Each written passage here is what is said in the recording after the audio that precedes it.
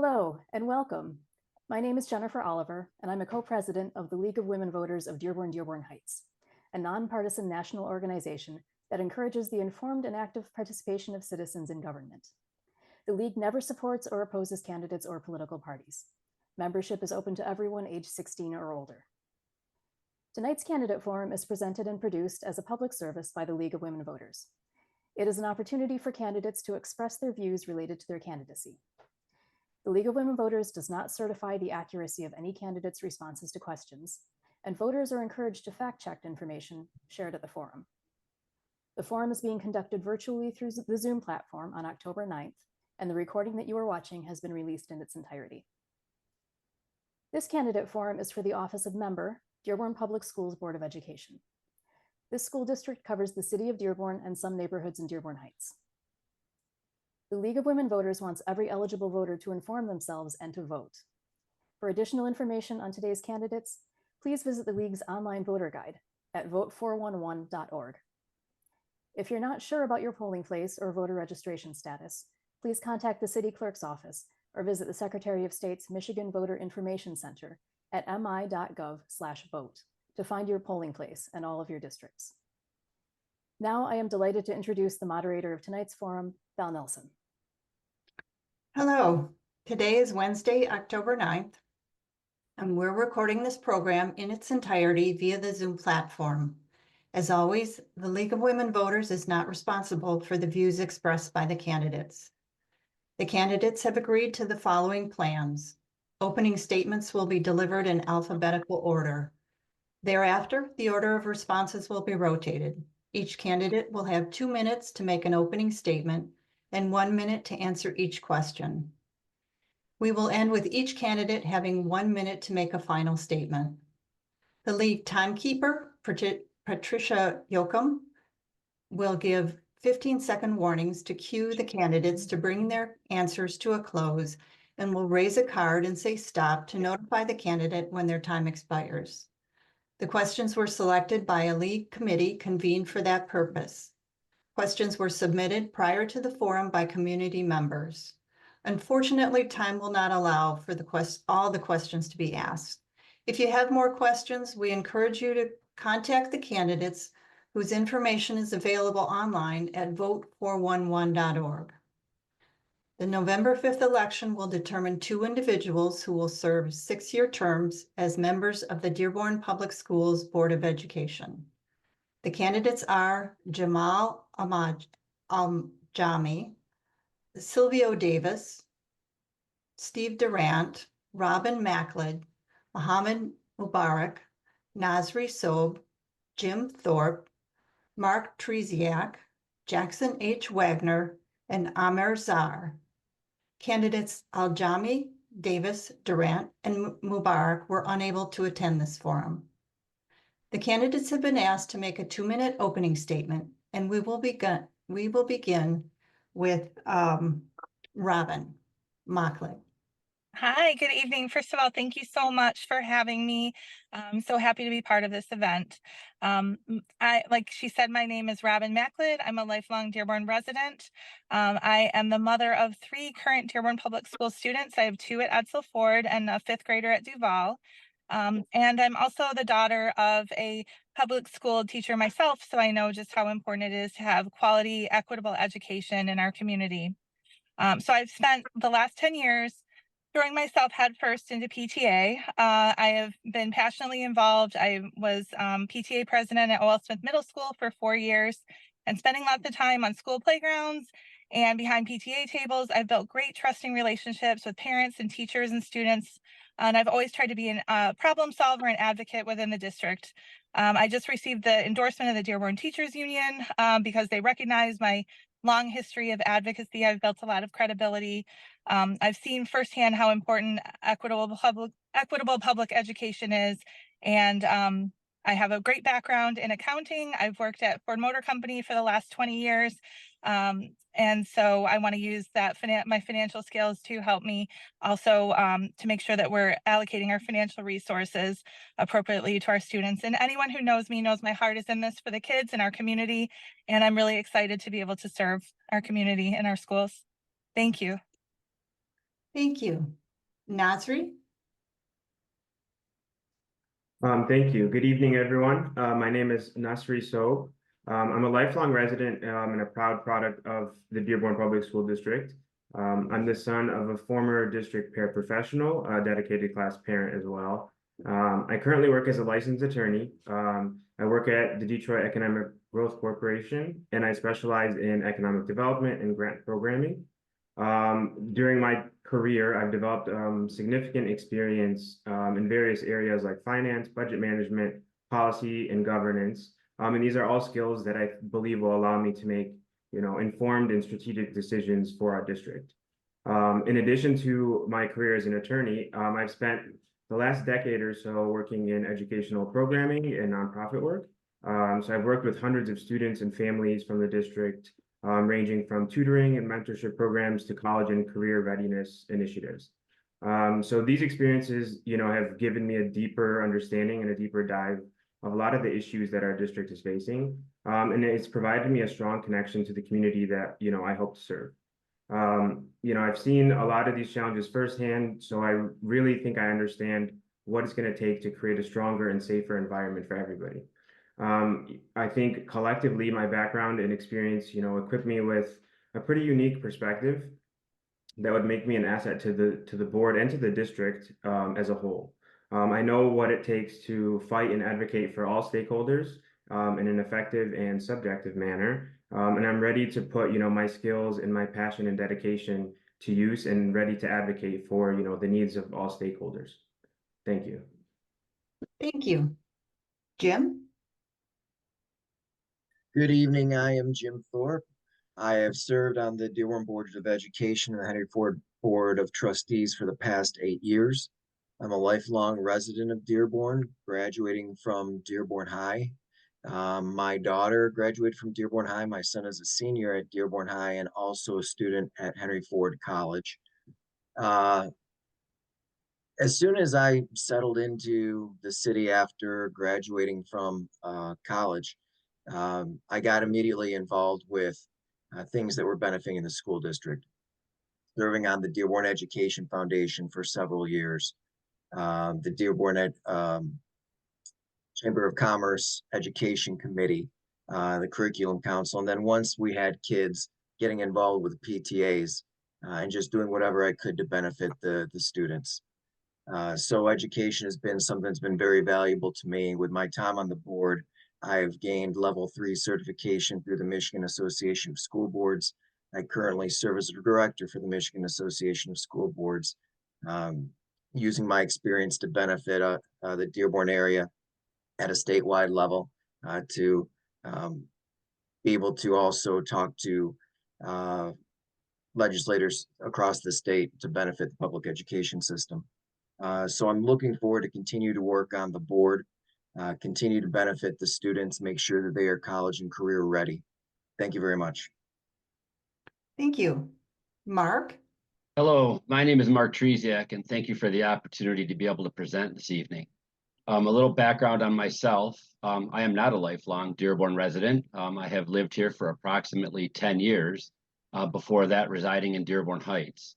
For the last 25 years, I have been an educator. I have taught at all levels of education, from middle school to high school to college, as well as being an administrator. Therefore, I feel I have a strong history of supporting teachers and doing what is needed to get things in the right hands, right? Additionally, I have 2 children, both of which are school age, and one of which is special ed, which leads me to my passion for this position. I really feel that every student in this district deserves the right to have a high quality education, no matter where their placement, what their background, or what their abilities are. I've seen far too much that there's a lot of disparity across the district. I've seen that there is disparity amongst different levels of learners throughout the district. And with that being said, I'm a strong advocate for special ed and for all students to be able to succeed at the level in which they deserve.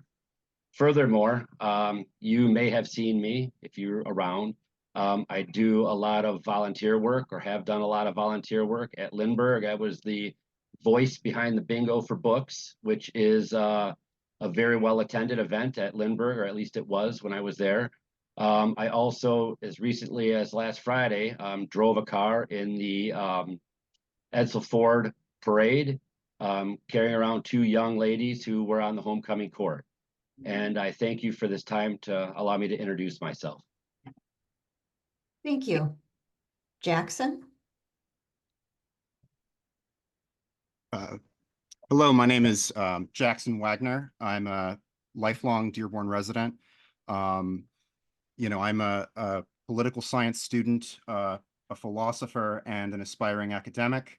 I've lived in Dearborn my whole life. It's really only in the past 2 years that I've gotten involved in civic affairs here in Dearborn. 2 years ago, there was a certain group that was pushing to ban books in Dearborn public schools. And I can't overstate how dangerous that was for a number of vulnerable students in our schools, and how damaging that was to Dearborn as a community. And that's what got me involved, because I didn't want to let injustice go unchallenged. And I think the most important thing for who should be on the school board is who's going to actually put the students first, who's going to put their money where their mouth is with the school motto, students first. And you can't do that with an idealized notion of, well, everything's running the way it's supposed to be, because that kind of idealized thinking is how vulnerable people slip through the cracks. That's how students don't have their capabilities nurtured. That's how students don't feel safe.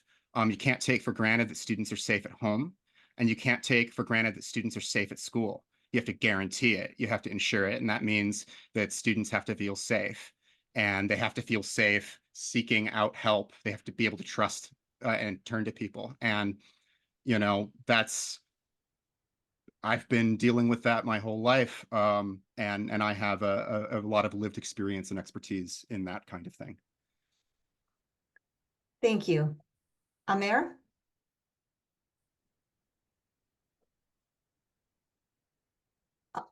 All right. Well, good evening, and thank you to the League for putting this together. My name is Amer Zahr. If you can't speak Arabic, it's Amer Zahr.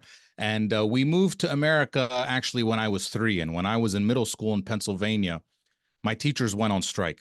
And my Arab refugee dad went down, supported those teachers, advocated for them at board meetings, and eventually a deal was struck. We all went back to school. And a year later, my dad ran for the school board and he won. And he still talks about that as one of the most rewarding times of his life. So now I'm following that, and I'm running for Dearborn School Board in this year's November election. I've always been an advocate, and my parents taught me that, and that's what I've been doing in Michigan communities since I moved here when I was 18 to attend U of M in Ann Arbor. I got my bachelor's, master's, and law degrees all from U of M. Then I moved to Dearborn in 2007, and I've been here ever since. I've worked for Access here in Dearborn. I've also worked as an instructor in Dearborn Public Schools, teaching music and performing arts at Fortson. I've attended dozens of school board meetings, advocated at them, visited a number of schools, whether it's to talk to kids about my career or just to read books during Reading Month, which is the activity I've enjoyed the most. And Dearborn is a special place, and I chose to move here and build my life here, and our diversity is our strength. And I've always tried to speak up for what's right. So why am I running? First of all, to strengthen our students. Are our students getting the best we can give them? Our outcomes are on par. Our reading scores are too low. Our SAT average scores are too low. I want to be laser focused on always asking and answering one question: how is this helping our students? Second, supporting our teachers. Teachers are our children's top role models, and I want to do everything I can to support our dedicated teachers and make sure they have everything they need. So a lot of people might know me as a comedian and a civil rights activist, and I'm proud of that, but I'm also a lawyer, an educator, and a fighter. And I don't have all the answers right now, but I definitely know how to ask the right questions and get to the truth. So if you want to support, go to electamer.com, and I look forward to answering everyone's questions. Thank you. Now we will begin with the questions. Candidates will be given 1 minute to answer each question. We will begin the first question with Nasri. What programs would you put in place to help all students, including those from marginalized communities, feel safe and know how and where to reach out for help? Sure. So I think it's a broad question. So I think it's important. Oh, I see your question. Sorry. I think it's important to put in, different programs for different needs and different requirements. So if you're talking about different marginalized communities, I think, you need to categorize those accordingly. So, for example, if you want to talk about socioeconomic status or financial needs, there needs to be direct places to ask questions and receive help there. And I won't go through the entire list, but I think that the idea is to create one singular place to, seek all your answers and to ask all the questions at. I think communication is so important, and it's a problem as to, why a lot of students may not be receiving the help that they need. We are not getting, their exact needs and what things they're lacking, and we're not able to provide a full list of resources that we can offer to everybody. Thank you. Jim, same question. For the past several years, the district has participated in free and reduced lunch. Now, it used to be that this was only for certain students, so we had to be very careful so that students didn't know what the social economical situation of other students was. That's no longer an issue. The district also has been running anti-bullying programs for several years and continually improving on those to make sure that they are in place and that each school is doing several events a year so students know what their options are. There are also ways anonymously that students can let us know if they hear of any type of violence, any other student bringing anything up that could make them feel unsafe. And then especially at the high schools and even at the middle schools, there are many clubs that students can go to where they can be supported by others with like views. Thank you. Mark? All right, I would answer that question by saying, first and foremost, I would like to implement a very strong PBIS type system into every school. I know some schools do it and some schools don't, or they don't do it as good as they should. PBIS front loads student behavior positively, or front loads positive student behavior to help thwart negative behavior. And what it does is it allows for all of the students to be rewarded for their positive behavior. Furthermore, I would institute a program like WEB, which is We All Belong.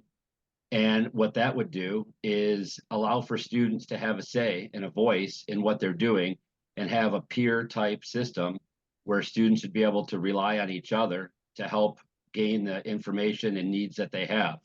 Also, I would have access to social workers or counselors readily available to students should they need it. Thank you. Jackson? Yeah, so I have a few things come to mind.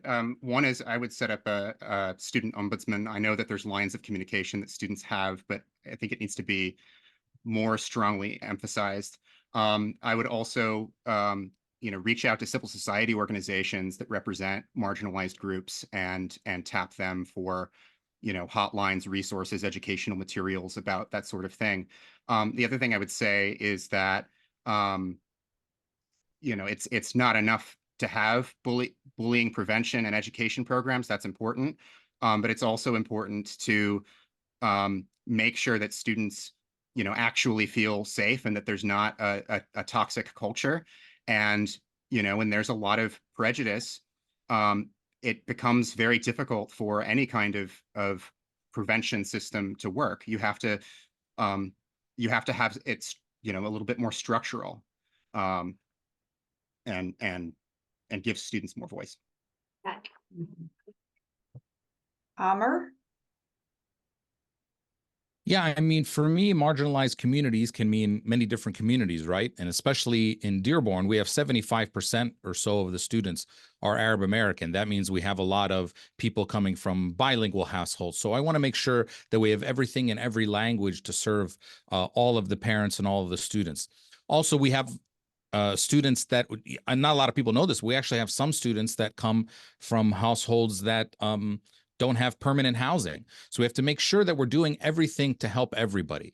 You know, it takes me back to one of my favorite quotes anywhere that a lot of people might know, which is that what you do to the least of my brethren, you do to me. So we need to make sure that we are always protecting those among us who might be the least protected. And that especially came up during the books thing. We have to make sure that we are protecting every member of every community all the time. Otherwise, we're not living up to our ideals. So 1 minute's not enough to name every program specifically, but it's always about keeping that ideal in place. Thank you. And Robbin. Yep, this is a very broad question again, but I'm going to focus on a few things that are important to me. As being a PTA leader for so long, I always wanted to focus on making sure that our buildings were warm, welcoming communities for all families, because relationships are so important. That means having enough kind, caring teachers and social workers and people to address, mental health issues and the needs of our students both at home and at school. It also means making parents feel welcome and engaging parents. And one thing I did at our elementary school, it sounds simple, but I wrote a grant to get color printers so that we could print colorful visual aids for parents when they came into the school. So if you were an English language learner, you felt more comfortable in at home because you could, and students as well. If you were an English language learning student, music classes are also very important for English language learners. And I would really want to bump that up because some kids are only getting one music class a week, and it's so important for them. Thank you. This next question begins with Jim. Do you agree with the district's current media material guidelines and parent opt-out policy? If so, why? And if not, how would you like to see it change? Yeah, we reviewed the policies after the events in 2022, so that we're still relying on our media specialists to give guidance since they are the experts in this field. I feel like parents should have some ability to do it, but I don't think the parents should have the ability to say that no one else in a building or through a district should have access to certain materials. Thank you. Mark? I agree with Jim on this. I think that it's important for everybody's values and cultures to be respected. However, it should not impact those who need it or who desire to have it. I always use this analogy. There's books in a library on how to build a garage. And if you're not going to build a garage, don't get the book out. So it's that simple. People should have the ability to, monitor their kids, but it shouldn't monitor my kids. Jackson? So I firmly disagree with the current policy. I am completely opposed to book bans. The media specialists are professionals, they're experts, they're already making those kinds of decisions. Having a mechanism to ban books that have already been approved by professionals is a can of worms, of the Pandora's box. It's crucially important that every student has the right to read any of the books that are in the school's libraries. An opt-out policy on the part of parents infringes upon the rights of students. And speaking as a gay man, my lived experience is that if you're a queer kid and if you're not safe at home, then your parents being able to stop you from reading the things you need to read puts you in danger. And the school district has a responsibility to protect students from intolerant and abusive parents. Thank you. Amer? Yeah, I mean, as a lawyer and an educator myself, I teach law at Detroit Mercy Law School. I'm against the idea of government bodies like a public school district banning a book, obviously. I mean, we shouldn't be in that business. It's a slippery slope. And anyone who thinks that when they ban books about one group of people that they're not going to come after you next, I mean, that always happens. So we have to make sure that we don't do that. At the same time, obviously, parents have rights over their minor children. And if they want to stop their kids from checking out certain things from the library specifically, or checking out things from the library at all, that's their right. And in fact, we should encourage much more parent involvement. I mean, I think one of the problems we have in the schools is there's not enough parent involvement. So if parents want to be involved, we should encourage them to be very, very involved. But a governmental body like the school district should never be in the business of banning things based on their content. Robbin? Yep. Well, first of all, there's important legal rules that we needed to follow as a school board. We don't just have the right to unilaterally, ban things. There's laws we have to follow. Secondly, I believe that the decisions about what belongs in the library and what is age appropriate belong in the hands of the trained media specialists who are educated to make those decisions. Any parent has the right, of course, to opt out in terms of like specific books that they don't want their children to have access to, or to opt out of the library, in total, but they don't have the right to make that decision for everyone else. So, basically, I think it was really sad that issue blew up so much. It was very hurtful, drove a wedge in our community. And so I hope that we can move forward with that in place. Thank you. Nasri? Yes, I'm gonna piggyback off of pretty much what everybody said here, but I do agree with the current policies in place. I think, we have an obligation to uphold, the laws and the Constitution. So I think, that we should always start there. However, I'm a big supporter of parents, voicing their concerns and doing what they believe is best for their own children, but only their own children. And I think back to the parent involvement thing, I think I would recommend, involving parents more specifically for those that do want to opt out or that do voice concerns, that we can, have further discussions and talk more specifically about, what specific things in these books or this media is bothersome to you, so that one, we can learn more, or the committee can learn more, and two, maybe the parent is misinformed or misunderstood something. So I think it's beyond just a decision. I welcome, discussion to educate everybody a little bit further. Thank you. This next question begins with Mark. Would you like to see any changes to the current curriculum taught in the school district? Why or why not? Was that to me? I'm sorry. Mark. Yes. Okay, I'm sorry. I think that is something that needs to be, that's a super broad question. I think that there's always room for improvement on every single curriculum and every single subject. I think that before we, jump to saying we're going to change anything, we need to go ahead and make certain that we assess where we're at with it, and that if changing is going to be a good, reasonable option. And I think that these decisions need to be made with, a lot of work and a lot of review to make certain that we're going to get a good return on the change that we're going to make. Every single place in every single corner of this district could use improvement. If you think it's great, it can always be greater, right? I think that this is something that is a very broad topic, and it needs to be addressed in smaller pieces. Thank you. Jackson? Yeah, so that is a bit of a broad question. I mean, the first thing I would say is, first, everything should be evidence-based. I'm a strong supporter of evidence-based policy. If there's going to be changes in the curriculum, they should be based on evidence and not idle speculation, with a lot of consultation with our teachers. I mean, off the top of my head, I can say that I would definitely support having a stronger and earlier emphasis on foreign or second language instruction. There are decades worth of evidence in the cognitive sciences that show that language learning is much more effective and sticks more if the younger one starts. So that's something I've supported my whole life. But mostly I would say that it should be evidence-based and that,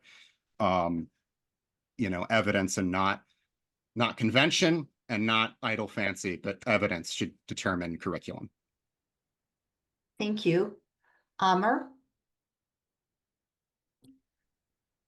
Yeah, I mean, I'll go back to what I said in the opening: literacy, literacy, literacy. I mean, we have a problem with literacy in the schools. Excuse me, a 40% passage rate on the third grade literacy exam. Not good, not good enough. It's gone down 10 points in the last 10 years. As an educator, I'll have an emphasis on those things. If you don't get literacy right, not much else matters. I can tell you as a law professor, I'm still encountering people in law school who don't have the right tools of literacy. And so that starts. I know it might be a national problem, but we have to make sure we really concentrate on it here. It's something that really scares the heck out of me, and we need to work a lot harder on it. And then, of course, you know, I always believe that as new events happen in the world, and we've seen that over the last year or so, especially events that directly affect people in our communities, they might be things that we put into the curriculum, whether it's in history class or political science classes or whatever. We have to make sure that we're teaching those things, especially if they directly impact our communities. Thank you. Robbin? Again, you know, we're somewhat bound legally by curriculum requirements, but, you know, over and above what the actual curriculum is, I do think there's changes that we can make to the way it's taught. So, for example, I know that there is a heavy emphasis on screen time right now, like even like the very young children in elementary school.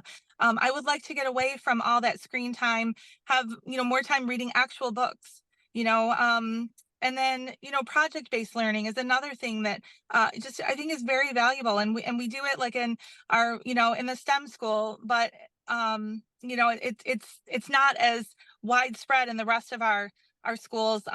You know, just getting so students are able to have that creative spark and find joy in something and apply things. I think project-based learning is very important. And I just think spreading curriculum across all the different disciplines, so we're making connections in every class. Thank you.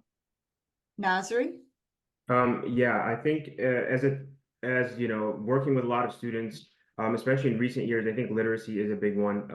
Many of my students, you know, struggle in reading and writing, and that kind of dips into almost everything else in their schooling, you know, careers.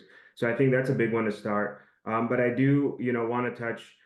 Changing the entire curriculum is difficult, and we are bound by some rules. But I think there are certain programs we can implement, you know, to switch it up a bit. And I think, you know, screen time was one that was implemented, and I think especially for our elementary, our fourth graders are, you know, too much on screen time, a little too much. And then I think any changes that are made, I think we need to be consistent across the district. I think we need to be consistent across schools, across classes, especially when students are transitioning from one grade to the next. One middle school should not have a different, you know, way or curriculum than a different middle school. And I think teacher input is massive. The teachers are the ones teaching it, and teachers are the ones, you know, getting the feedback and seeing the results. So we need their input. And Jim? I believe I mentioned earlier that I served on the curriculum council for a few years before getting on the board. So I saw the research that was going into choosing the curriculum and heard the discussions. And as a trustee, it's brought to us from time to time about it. And I always wonder, are we changing things too often? Because you've got to give the teachers a little bit of time to get used with it to a curriculum and how to make it work for them. What I would like to see is continued incorporation of the specials, we'll call them, art, music, gym, things like that, into the regular curriculum. And we've done it in the past so that the topics that are being taught are going across classes. Also, we're rolling out new programs into the middle school to make sure that if kids are behind, that we're going to start catching them up. And I want to see how those programs work before making changes. Thank you. This next question begins with Jackson. What do you see is the most significant strength and weakness in the school district? Well, I would say that the most significant strength is the diversity of our community. I think it is, especially in times as trying as these, it is deceptively appealing to some people to blame diversity for the struggles of the community. I think diversity is necessarily our greatest strength. It means we have more to draw from. It means that we have more productive dialogue and deliberation. I think our weakness, our biggest weakness in the district and in this community is intolerance. You know, Dearborn, there's there is a lot of homophobia. There's a lot of anti-Black racism in Dearborn that's not openly talked about, and it's a problem. And it affects the schools, and it affects the African-American students we have in Dearborn Public Schools. And I would say that's our biggest weakness. Amer? Yeah, I also believe that our biggest strength in Dearborn is our diversity, and we have to celebrate it all the time. And that means everybody, just to be clear. And that means celebrating everybody in every community. I spoke out when the books thing was happening a couple years ago, and I've talked about it in this campaign as well. If we are going to talk the talk of inclusivity, then that means walking the walk. And that means making sure all communities are protected all the time. And we have to be sort of the stewards of that as those on the school board. I saw during those meetings that there was just a lot of misunderstanding and a lot of a lack of ability of a lot of the school board to sort of understand where everyone was coming from clearly and make sure you take the side of principle. The weakness that we have, I don't want to sound like a broken record, our outcomes, literacy rate, literacy tests scoring too low, SAT tests scoring too low. That is a problem. We have to get the academics right. If we don't, nothing else really matters. Thank you. Robbin? Yeah, well, I would definitely say that our biggest strength is our teachers. They are on the front lines of, of everything. And they are pouring their hearts and souls into their kids every day. They are, I think everyone can agree that teachers are not paid their value. They're really worth their weight in gold. A good teacher is.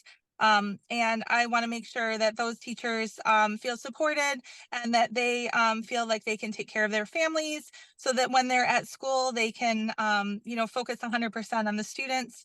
Especially because a great teacher can make all the difference in a child's world.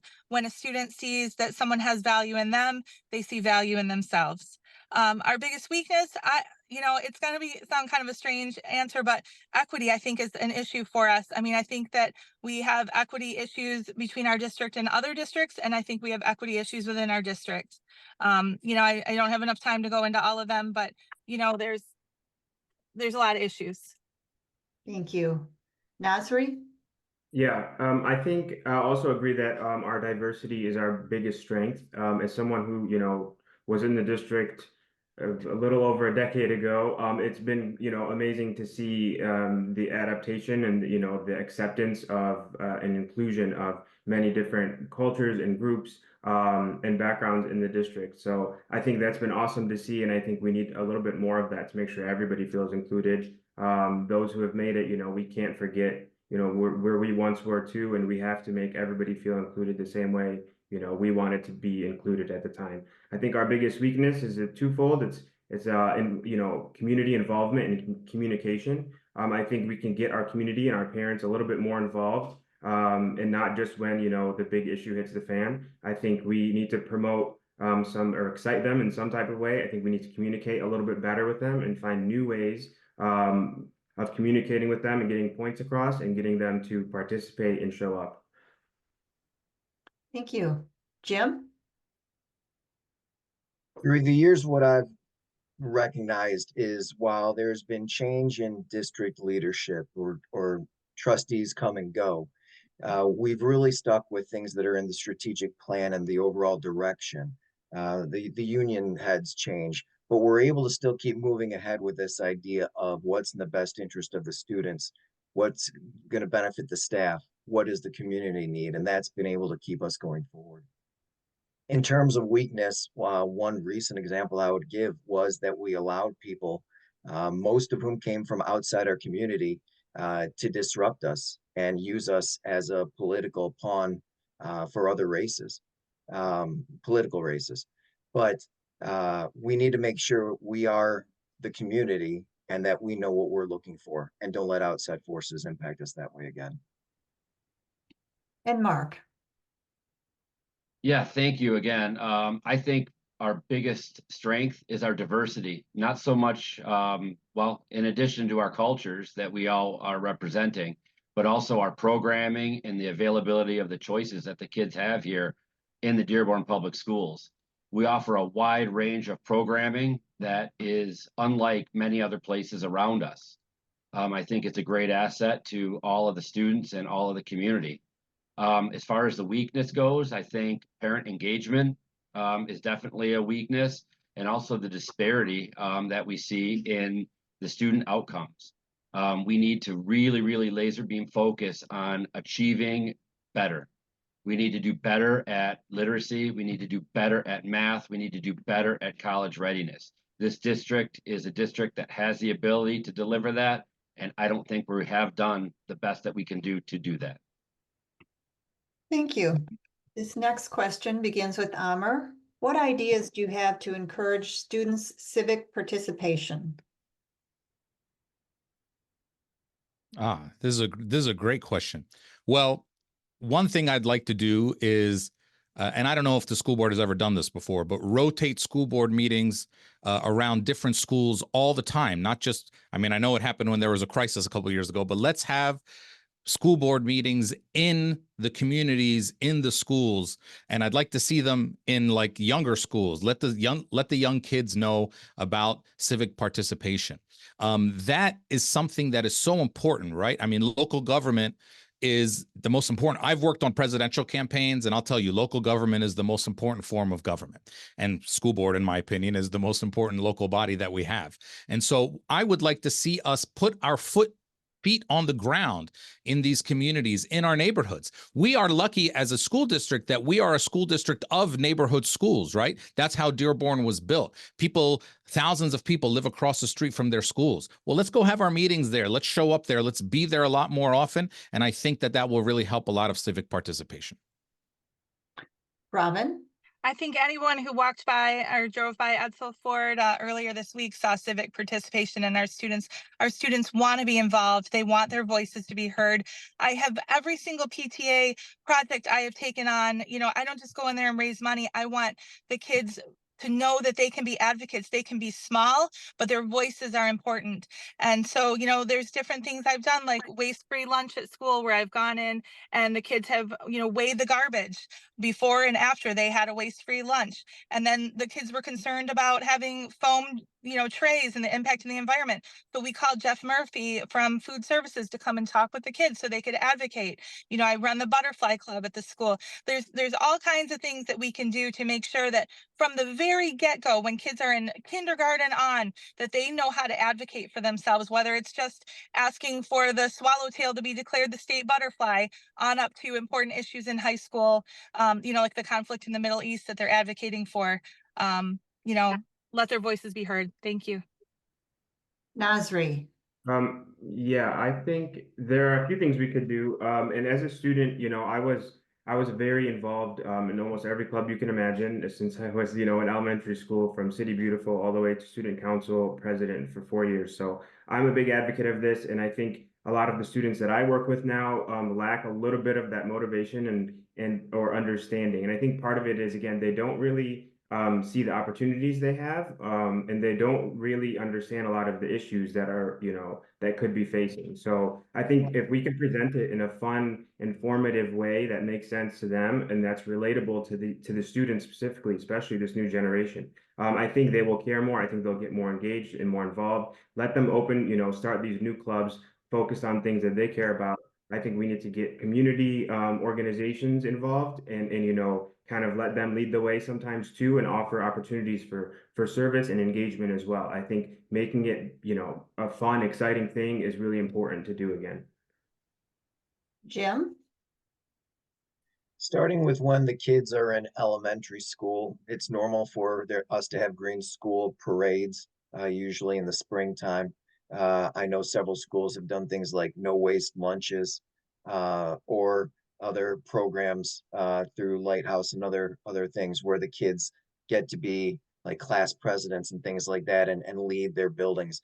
At the middle school, we bring it in, start taking it up more to a district level with student advisory councils.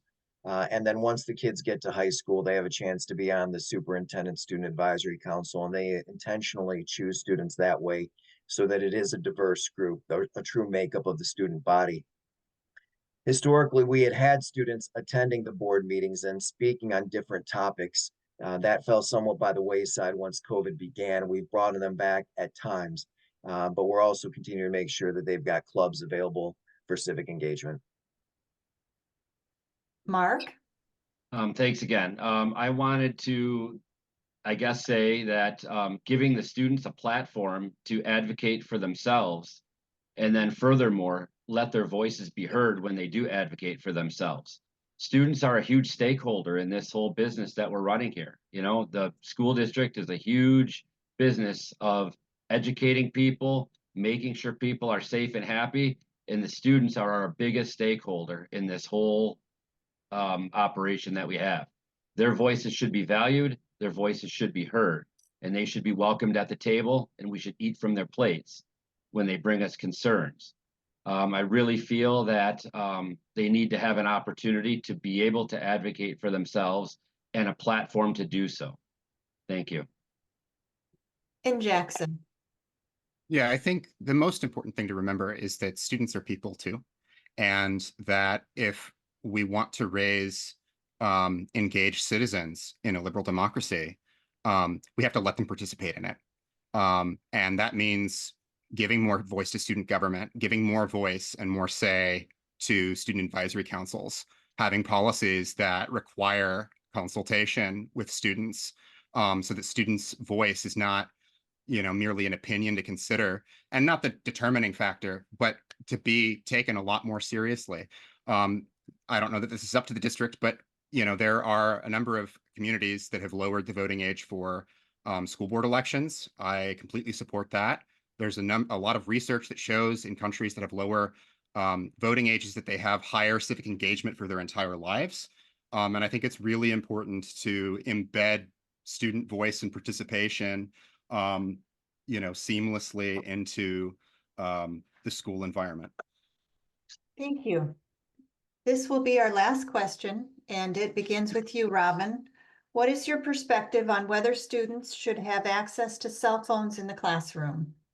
Well, I think right now in the high schools, they actually have a pocket on the back of the door in most classes where the kids store their phones. I'm conflicted about this because we know that there have been situations where there's gun violence in schools, and that is a lifeline for children to have their cell phones there with them. But I also think that it can be a big distraction. So I think the answer lies somewhere in the middle. And I do think like it's appropriate for kids to put their cell phones in a pocket on the back of a classroom door when class starts and pick them up afterwards.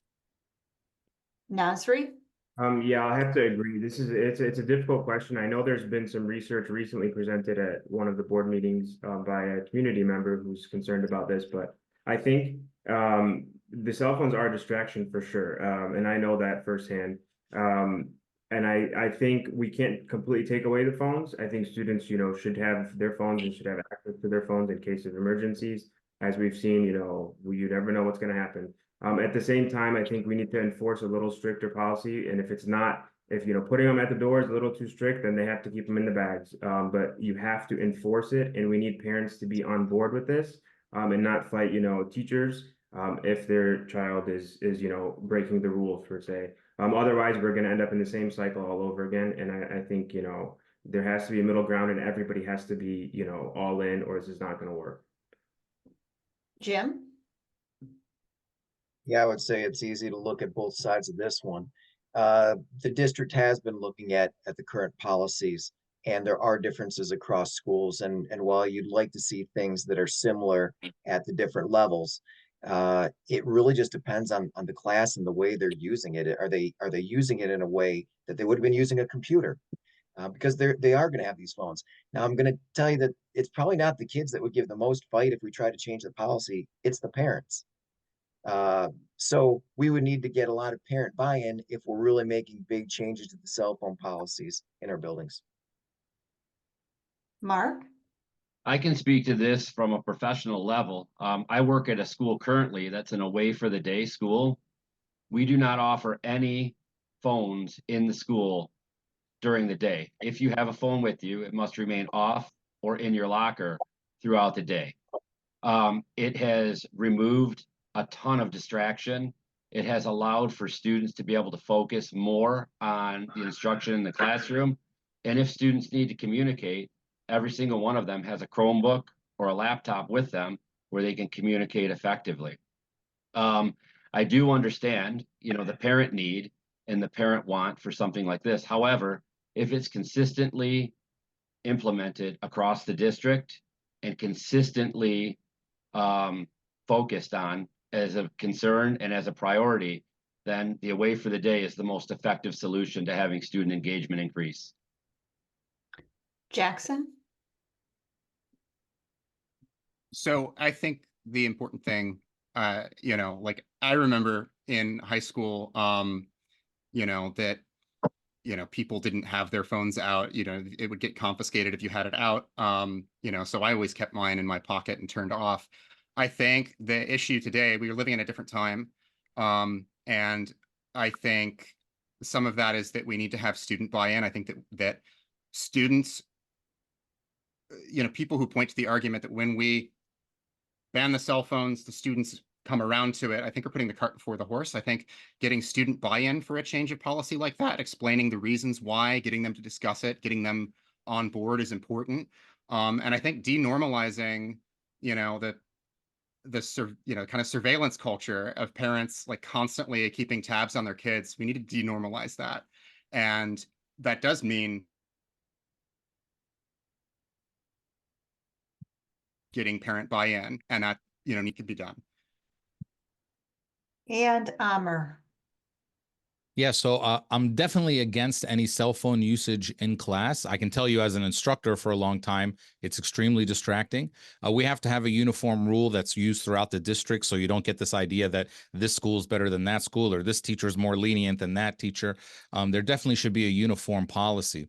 But this also means that we would have to, and again, this goes back to communicating with parents in the community, communicate this and get good buy-in from the parents. And that means having meetings about it. That means making sure that there are robust communication policies to the school in case of an emergency so that they don't have to say, well, I need to get in touch with my kid in the middle of science class for an emergency. Well, you can get in touch with the school if you need to. Let's make sure that we do, but it's definitely a distraction and it's definitely something that we have to make sure, but any rule would have to be uniform and uniformly applied so you don't have any favoritism or any room for people thinking this school is better than that school. So I'm definitely against any sort of usage in class. Yes. Thank you. And now we'll begin with 1-minute closing statements. Nasri, would you like to begin?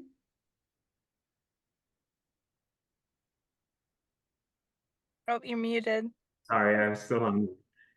Yes, thank you so much. I just want to speak and close this out, not just as a candidate, but someone who, cares about this community. I grew up here and I was raised by this district. I know the significance of having a supporting and nurturing educational environment. Of course, the curriculum, the grades, facilities, these are all important things, but it's so important that we provide a place for all of our students to feel seen, to feel valued and empowered to, chase their dreams and achieve some success. I'm committed to fighting for every stakeholder in this district, our students, teachers, staff, taxpayers, and parents. And I recognize that this progress isn't going to happen overnight, and I'm not going to do it on my own, but I'm committed to doing the work. I believe I'm the youngest candidate in the race, or one of the youngest candidates in the race. And I think, we need a youthful perspective and a youthful energy in this district, and someone that can relate to this new generation of students and this new generation of parents. So I ask that, you think about the future of our schools and our students, and consider me for Dearborn School Board. Thank you. Jim?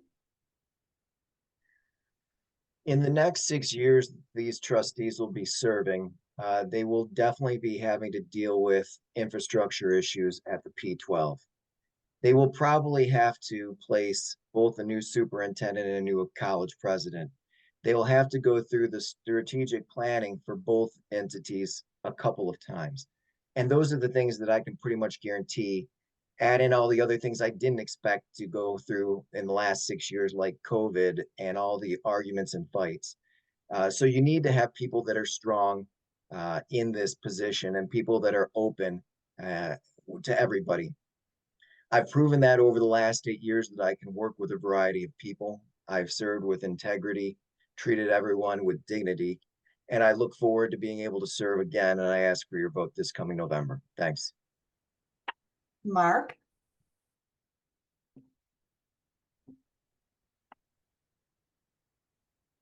All right, sorry about that.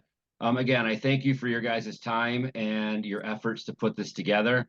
I want to close by saying that I feel that this district is a great district. It has a lot to offer, but I think we're missing a lot of key points, a lot of key things that we can do to really, really make this shine. We really need to work on closing the gap, the educational gap that these students have. We need to focus on making certain that every single student and every single stakeholder, teachers, administrators, and everybody is listened to, is valued, and is taken care of in this situation. I feel like I'm a uniquely qualified candidate. I am a teacher, have been for 25 years through all levels of education. I'm a parent, and I also have a strong acumen in the area of special ed. And the most vulnerable are the ones who need the most help, and I'm here to help you. Please vote for me. Jackson? So thank you for your time. This is really important to me because, when I was younger, I really didn't have any adults that I could trust in my life, and my needs definitely weren't met. And I think there are all kinds of different ways that different people can be failed by a system. And it's not one size fits all. But I think that the most important thing is to make sure that that we really take students seriously, that we don't take for granted or assume that they're okay just because things look fine from the outside. I really think that it's important to create on a structural level a culture of inclusion and tolerance. Amer? When we started our campaign, it was on the slogan of strengthen our students and support our teachers. And I don't have all the answers right now. I'm not even sure being on school board for a long time means you have all the answers. But I definitely know, as an activist and a lawyer and an educator, how to ask the right questions and get to the truth. So to everyone in this community, my promise is that I will be your advocate on the school board. That means always asking the question, how is this making our schools better? How is this helping our kids? How is this helping make Dearborn a better place? Better schools means higher real estate prices, more new young families, better student outcomes. And we as school board members have to be the ones that are championing our society and our community all the time. And I've already been doing that for 20 years in our community. So I'm asking for one of your 2 votes on November 5th for school board. If you want to learn more about me, go to electamer.com, and I look forward to your support. And Robbin? Yep. Thanks again. I just want to reiterate, I have 3 kids in the district. I have skin in the game. I have been involved for years. I've from everything from writing grants for the schools to serving on interview committees. I've poured my heart and my soul into my children's schools. It's very meaningful to me, and it's very personal to me. I've been there. I showed up at school board meetings as an advocate and a problem solver, and I've been showing up for years. I've been very involved in parent engagement. It's hard. It doesn't happen overnight. I've spent being a PTA president is one of the loneliest jobs there is, besides probably being a school board member. But, I know how to drive parent engagement. I have empathy. I want to sit and listen, with empathy to anyone. And I'm always rooting for Dearborn schools. And I know how to compromise when it's possible. And I know how to be strong when it's not. Thank you. And I ask for your vote. Thank you, candidates. On behalf of the League of Women Voters of Dearborn Heights, and the communities we serve, we want to thank the candidates for participating in this forum. We appreciate the commitment it takes to run for office, and we would like to thank you for seeking to serve. To voters, please remember to vote. The polls will be open on Tuesday, November 5th from 7 a.m. to 8 p.m. Early voting will be available at the Ford Community and Performing Arts Center from October 26th to November 3rd 9 a.m. to 5 p.m. Absentee ballots are now available from the city clerk's office for any reason. It's possible now to visit the clerk's office during office hours to request an absentee ballot, vote it in the clerk's office, and turn it in, all in one visit. For more information, visit vote411.org and mi.gov/vote. This concludes our forum. Thank you all.